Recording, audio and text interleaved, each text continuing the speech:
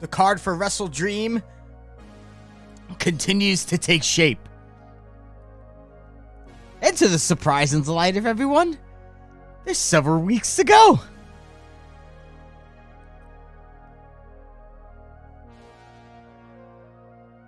We got a lot to talk about. WWE, UFC, Endeavor merger, Grand Slam, Dynamite, Monday Night Raw. Let's get it. Hello, everyone. Smells like Wrasslin, episode 88.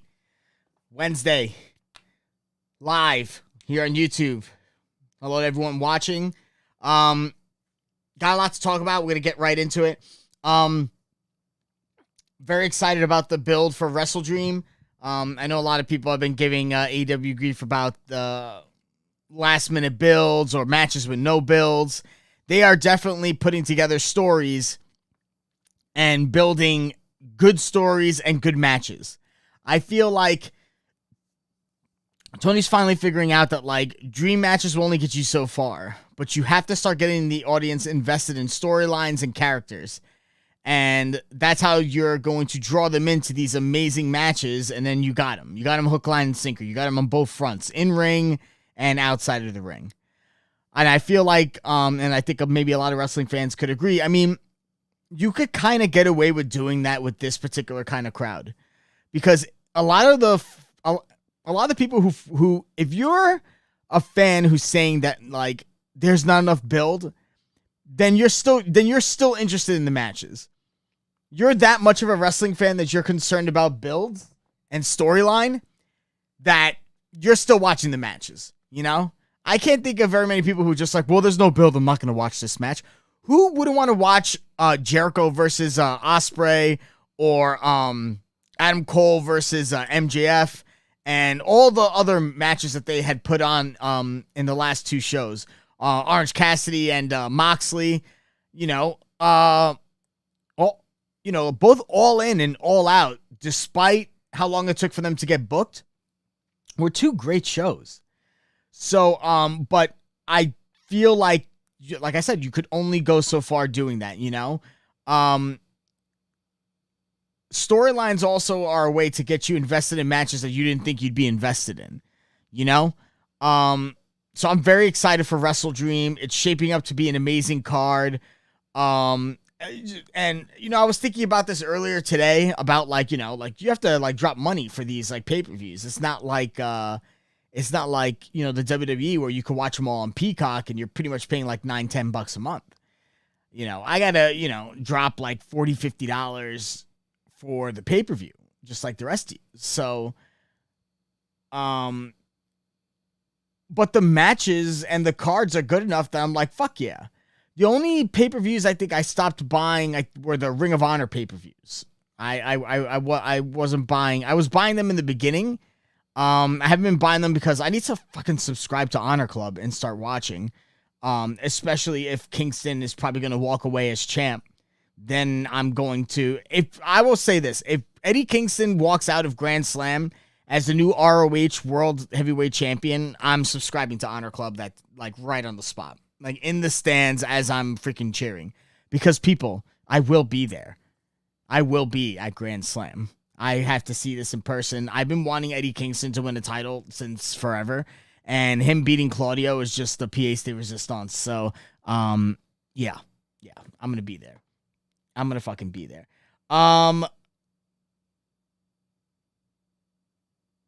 Let's talk a little bit about Monday Night Raw. And the really only thing I want to mention about NXT is that Becky Lynch is the new NXT Women's Champion. Now, also, Becky Lynch did brought NXT to a phenomenal number, rivaling Dynamite's number. It was almost I think they said at certain points in the show, over 1 million people were watching NXT. So, Becky is a draw, I would say that if you want NXT ratings to continue this way, you're going to have to feature a lot of Becky Lynch now, I don't think I would overexpose her and put her on Raw and SmackDown. I think that you should make NXT the only place for you to see Becky Lynch for the foreseeable future. I think that's how you kind of corral her fans and the people who will watch. Tiffany Stratton, title reign ended. She'll more than likely have a main roster call-up, to which I would assume that she will be very successful. I think she's going to win a lot of championships. The women's division is definitely in need of a fresh face holding a title. Bayley really, they've had the title on Bayley enough times. They've had the title on Charlotte, God knows how many times. So, it's been hot potato with the same kind of group of people.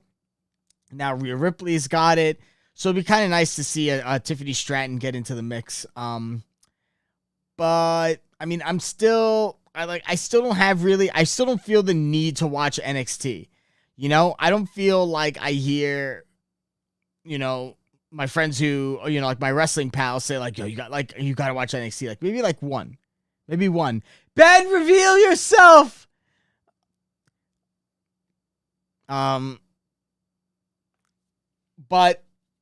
I don't know. Is it worth watching? Is there a storyline that I should care about?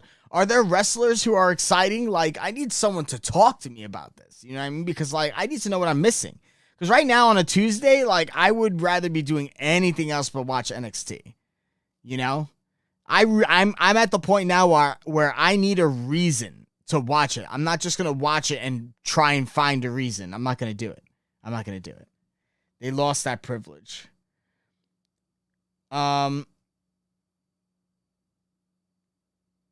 Cody's still doing whatever. He's feuding with random people in the Judgment Day.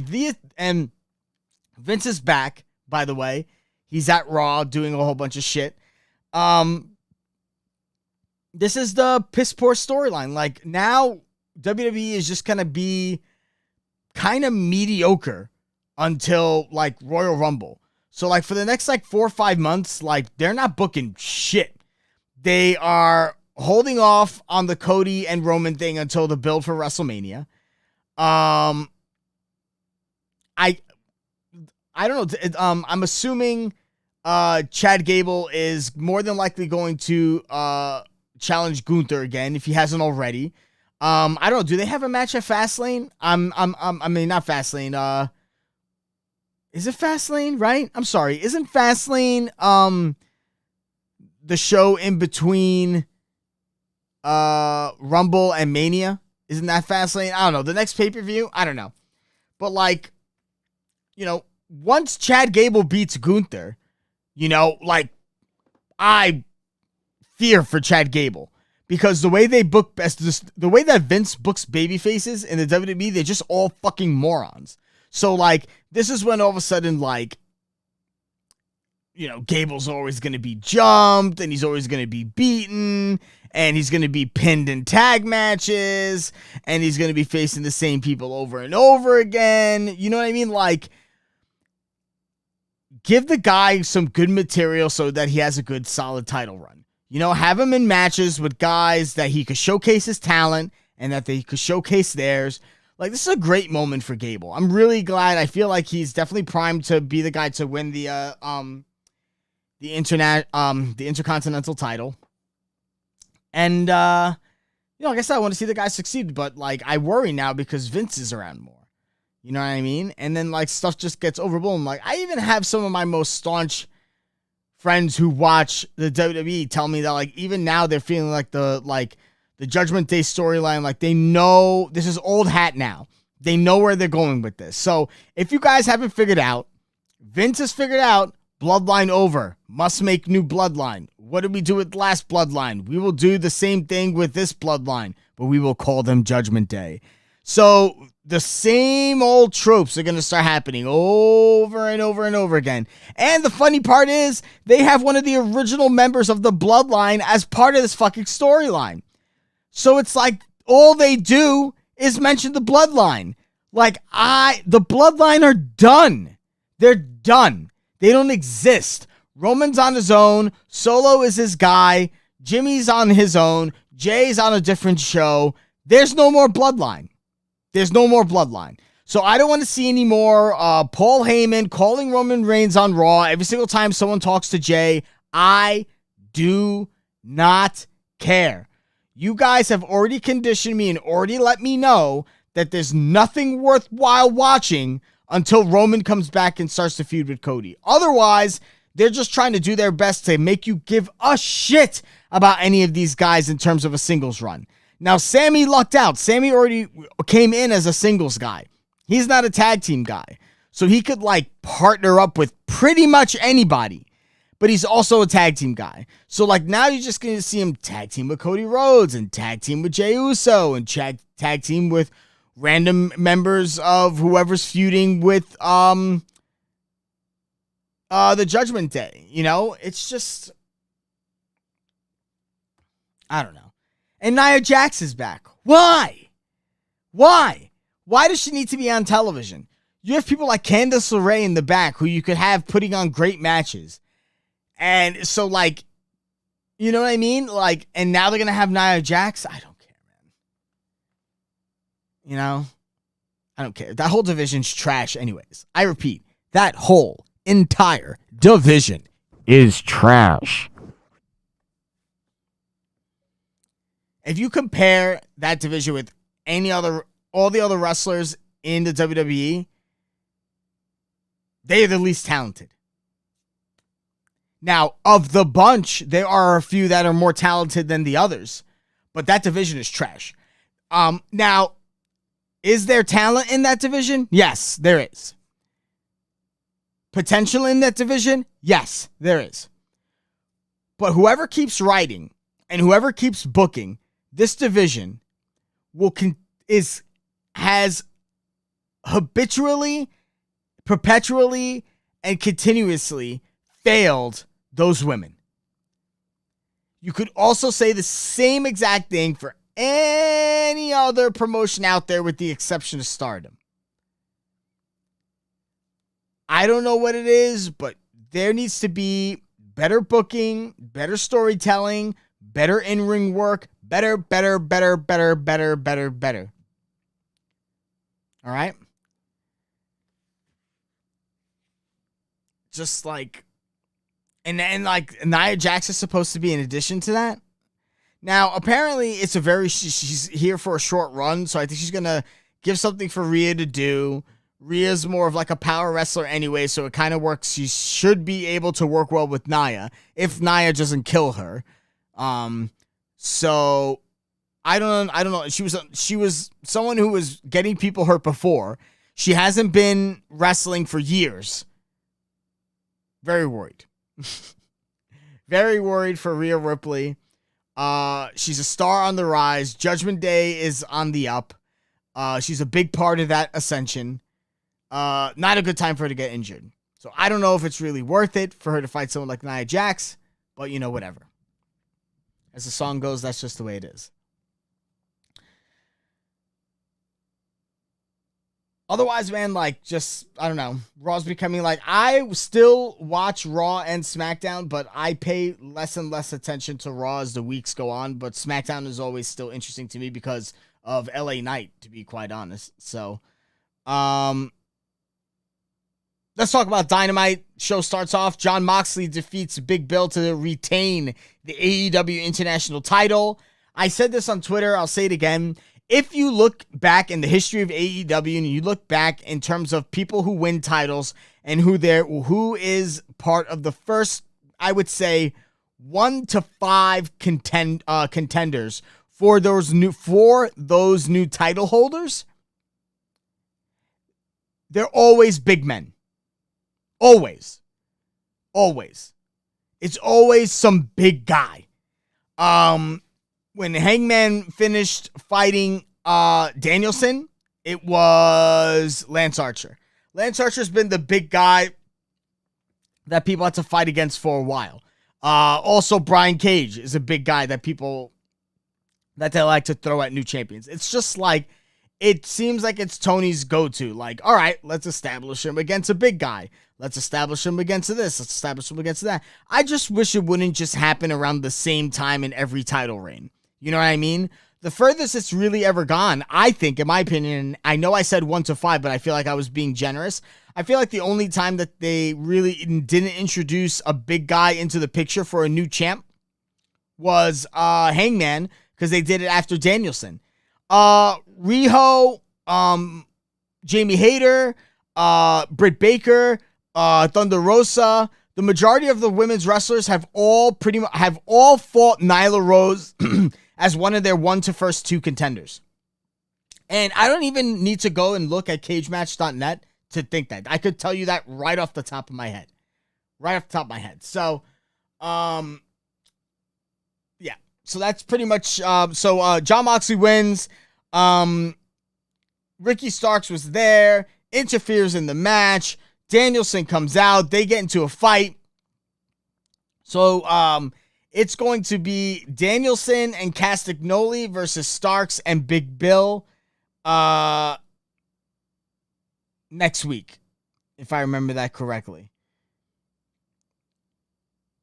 They also mentioned at the end of this match, excuse me, that Jon Moxley is going to defend the international title against Rey Fenix at Grand Slam. So that's happening. That should be a fun match. Renee Paquette is backstage. She's talking with Roderick Strong and the Kingdom. Adam Cole interrupts, pretty much pleading with Roddy to kind of not go through with the match, being that his neck is still in the brace. It was Joe that injured the neck. Joe's finishing maneuver is the Muscle Buster, which is pretty much like a all-out assault on your neck. Strong says he's got the Kingdom believing in him, and Cole could keep on believing in Max. Strong says he's going to defeat Samoa Joe tonight because he is a wrestling legend. Don Callis comes out into the ring with Konosuke Takeshita. He's being interviewed by Tony Schiavone. Don Callis boasts the fact that they beat Kenny Omega twice in 1 week. Kenny got pinned at All In and at All Out. So they say in Japan, when you're the best, they call you the ace.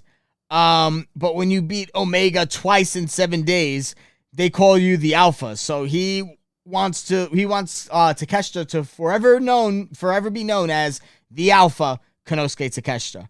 So they broke Kenny's body. Now they're going to break his heart.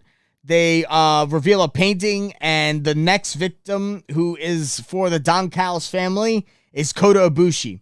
So it does look like it's going to be Kota Ibushi versus Konosuke Takeshita, I'm assuming, at Wrestle Dream. The picture has Callis about to freaking impale Ibushi with a sword.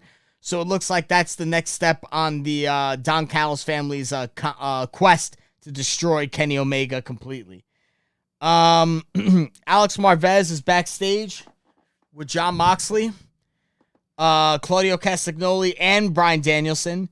Bryan Danielson says he loves it when things escalate for the BCC. He issues a challenge for Collision with Castagnoli to fight Ricky Starks and Big Bill.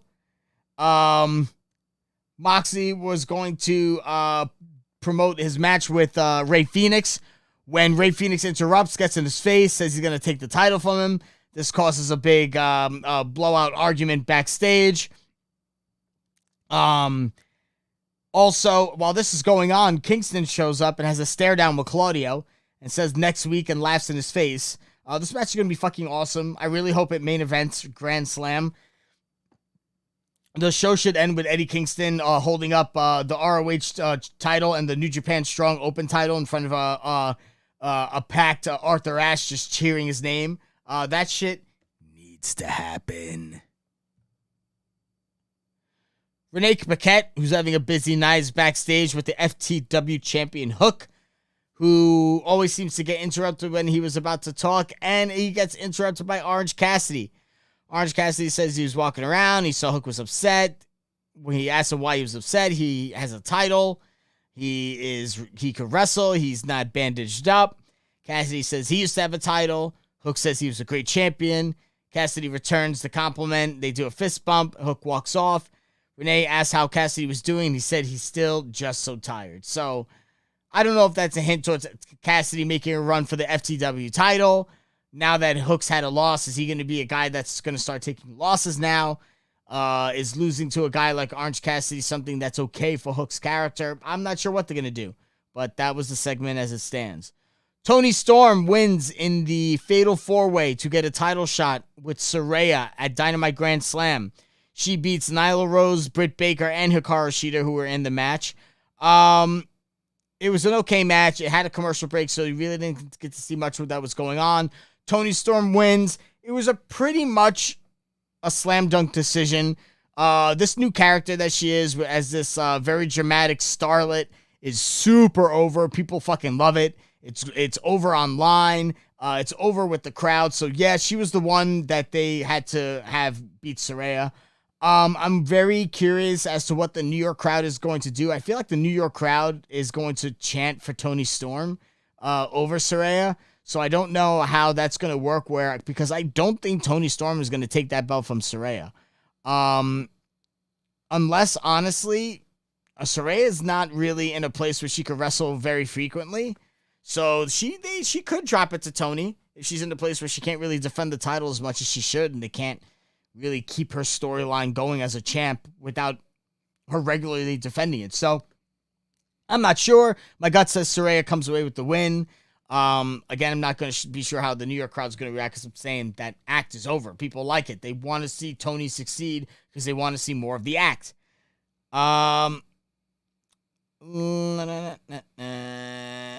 So Chris Jericho and Sammy Guevara go to the ring. I thought it was a little bit interesting. They could have had them tear each other down, but instead they kind of showed a montage of them as a tag team and all their funny moments together and all the things that they've accomplished and then the lows that they've had and the times that they've argued. Basically, it's come down to the fact that Sammy Guevara is at the point, he's like, listen, man, like, I need to break away from you. Like, this is the end. Like, we're still friends, but I have to not be associated with you anymore. And Jericho's like, you know what? That's fine. And basically he's going to give him a gift and give him a match against Jericho. But then they got serious, and Jericho was like, you're going to have to come with me with everything you have. This is the biggest match of your life. This is supposed to be this should be Sammy Guevara's coming out party. You know what I mean? Where, like, he's established as a guy that people could get behind, and he's a young face, and he's going to be one of the future stars of the company, and he's the guy. He's the guy to get behind. You know what I mean? So, like, he needs to have a good build-up with Jericho, because people need to care about the match more than the fact that it's that Jericho is fighting Guevara. And they need to have a great match, period, inside the ring. So, like, the build-up, not so bad. This is pretty much the go-home show for Dynamite for Grand Slam for next week, outside of Collision. So, you know, I'm surprised that Collision isn't doing a show at Grand Slam. I mean, they could have booked 2 major shows, but maybe Tony isn't trying to, like, stretch the fandom too much, because there's so many big events so close together. And, like, I mean, hey, we're paying for it, aren't we? I mean, people are still showing up to these shows. People are still watching on television. The company is still making money, you know what I mean? So, you know, it kind of ended with that's it. Like, you know, that Sammy's got to give it everything he's got. Jericho's going to give it everything he's got. I'm hoping for a good match, because a character like Sammy needs to be built, and I think his character has gone through enough bullshit in terms of booking blunders and all this kinds of shit. So I'm hoping that this is finally a wave that he could just put all that bullshit behind him and really focus on his character and putting on great matches and start building his legacy.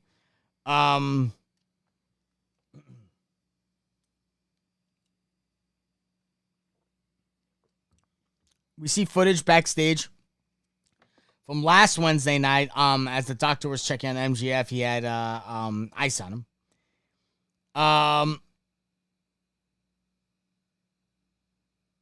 Basically, MJF says he thinks it's going to be 1 or 2 people. It's going to be either Samoa Joe or Roderick Strong. Obviously, they were saying that this was taped prior to most of the tournament.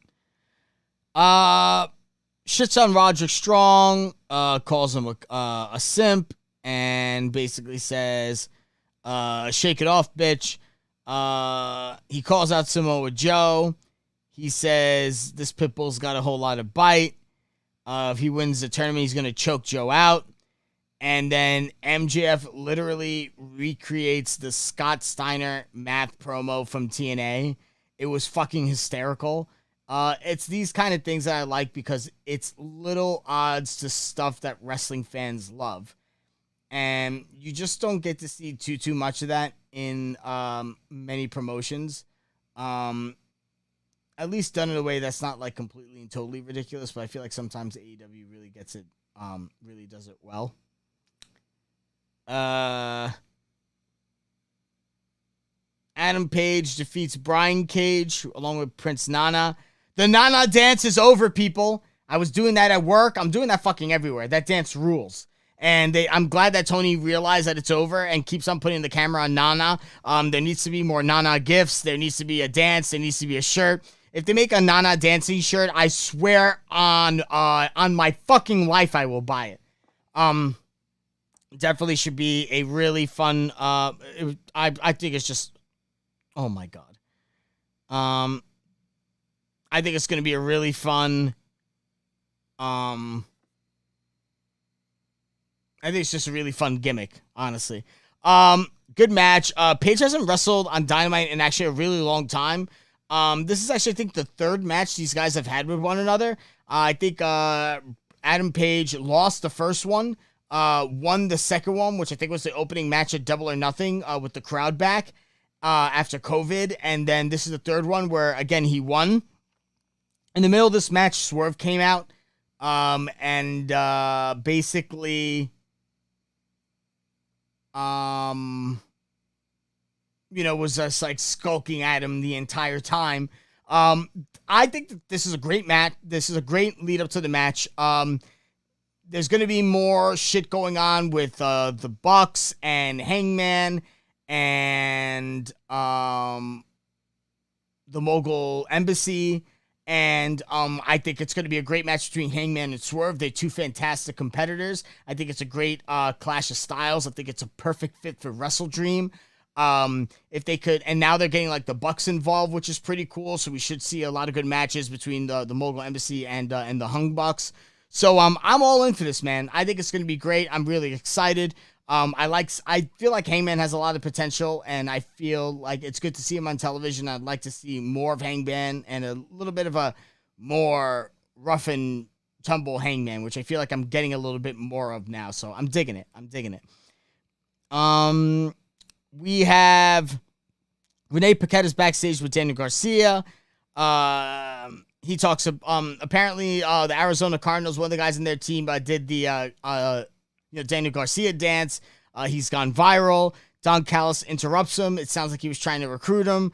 Daniel Garcia does the dance in Don Callis' face and walks away. So Don Callis is definitely actively recruiting for the Don Callis family. And so far, no one but Takeshita has bitten. So I feel like the next member of the Don Callis family, whomever that is going to set the stage as to whether or not this should be a faction that should be taken seriously, like a Blackpool Combat Club, or a faction that really shouldn't be taken seriously, like the Workhorsemen or something like that, you know? They show highlights of Jade Cargill coming back on Collision, saving Chris Statlander by the Renegade Twins, but then just wipes her out anyways. Looks like Statlander is going to defend the TBS title against Cargill this Friday on Rampage. That kind of bums me out, because I feel like the TBS title really should be defended on either Collision or Dynamite. It should be a title that when it gets defended, it should be showcased on national television to what your main audience is. And I feel like putting it on Rampage just means it's a throwaway match. And I feel like the rematch between Jade and Chris Statlander, I felt like it could have had some build. They could have had a promo. Statlander's like, you could have been like, you're a vulture. You picked at me when I was at my weakest. I'm the one who accepted the title match. Yeah, but you'll never know if you could beat me if I had 100%, blah, blah, blah. Like, there's a story that they could have told, and they could have stretched this out, and maybe it could have been, I mean, hell, you could have even, if you wanted to do it this soon, at least do it at Dynamite Grand Slam, where it could have had a little bit of a bigger audience. Statlander's from Long Island, so she would have been a hometown girl. I just don't understand the reasoning as to why they have to do it. Like, they're literally doing it right now because Rampage is being filmed as we speak. It's happening tonight. So I'm a little bit disappointed in this. And I think if you're a fan of the women's division and of the TBS title and of Chris Statlander and Jade Cargill, I feel like you should be disappointed too. Darby Allin and Nick Wayne defeat Matt Menard and Angelo Parker. I just want to let you guys know right now that Angelo Parker and Matt Menard low-key have one of the best entrance songs in AEW. Darby Allin, Nick Wayne, I gotta say it was a little bit rough. You can tell like Nick Wayne is still trying to get his timing down, his body language down. You know, he's young and he's being put in the spotlight, and it's just, he doesn't look natural looking. He just looks like, what? It's always like, he's like always so shocked. So listen, he's young, he's new. This is just feedback for how he is right now. I don't expect the Nick Wayne in 6 months from now to look the same as the Nick Wayne we're seeing right now. So it is what it is. This was an okay match, but Darby Allin and Nick Wayne win. Christian Cage and Luchasaurus came in the middle of this. To be quite honest, like Christian Cage and Luchasaurus, like they really are one of like the best acts in AEW. Like Christian Cage is on the run on one of the better runs of his career. This whole heel gimmick that he has is absolutely fucking phenomenal. The crowd loves it. I almost wish that he was just the real TNT champion and Luchasaurus had nothing to do with it. But it adds a little bit of smarminess to the whole thing. The fact that Luchasaurus is the guy who's defending this belt, but it's Christian Cage who walks around with it and carries it. And he always goes, just great. Just great stuff. Christian Cage is awesome. I really hope he makes an appearance at Grand Slam because I just think the New York crowd will fucking love it. Main event, Samoa Joe defeats Roderick Strong, called it, to win the Grand Slam World Title Eliminator Final. It will be Samoa Joe versus MJF for the AEW title at Grand Slam. Super excited. I'm going to be there to see that. Great match. No way that these guys couldn't have a good match. Really physical. Love seeing Roddy pull off an Olympic slam on Joe, sick kicks, the whole nine. Joe ended up tapping him out, didn't he? Yeah, put him in the Coquina clutch and had him tap out. One of the main draws for this was after the match. Samoa Joe ends up attacking Adam Cole, who was trying to be there for Roderick Strong, who is over embellishing his neck injury to try and get Adam to feel sorry for him. They played this out really, really OD on television. But it was Roderick Strong who got wheeled out on a stretcher, and Adam Cole who ended up getting choked out on the ramp by Samoa Joe, who continued to say in the mic, "I will take everything from you, Max." So this is not over, people. This is not over. Guys, I'm going to call it a night tonight. Appreciate you guys coming out and watching the show. Thank you. 88 episodes strong. This Saturday, I should be back in time to give you guys the after show for Collision. I will keep you guys posted on the Twitter. Wrasslin, L-I on Twitter. WRASSLINLI. That's the Twitter handle. I will be at the New York Derby for New York Football Club versus New York Red Bulls. Go City. I will be there. But the game is at 3 o'clock, so it really just depends on how long it takes me to get back on Long Island from the city. So I will keep you guys posted on Twitter, letting you guys know what's going to happen for the next stream. Guys, it was a pleasure streaming with you guys as always. I will see you again Saturday. I will not be streaming next Wednesday. I will be at Grand Slam. So if I do not stream on Saturday, you guys will not see me until the following Saturday, the Saturday after Grand Slam. It's going to be a long hiatus, yes, but I will keep you guys posted with the comings and goings of the podcast on the Twitter and my thoughts of all the shows, so we will definitely try and stay in contact. Please, I encourage you guys to engage on the Twitter. Anyone who's following me right now, love the likes, love the retweets, love the conversation. It's good talking wrestling with you guys as always. I'm going to sign off for tonight. Thank you. I will see you guys next week or this Saturday. But maybe next week. But maybe this Saturday.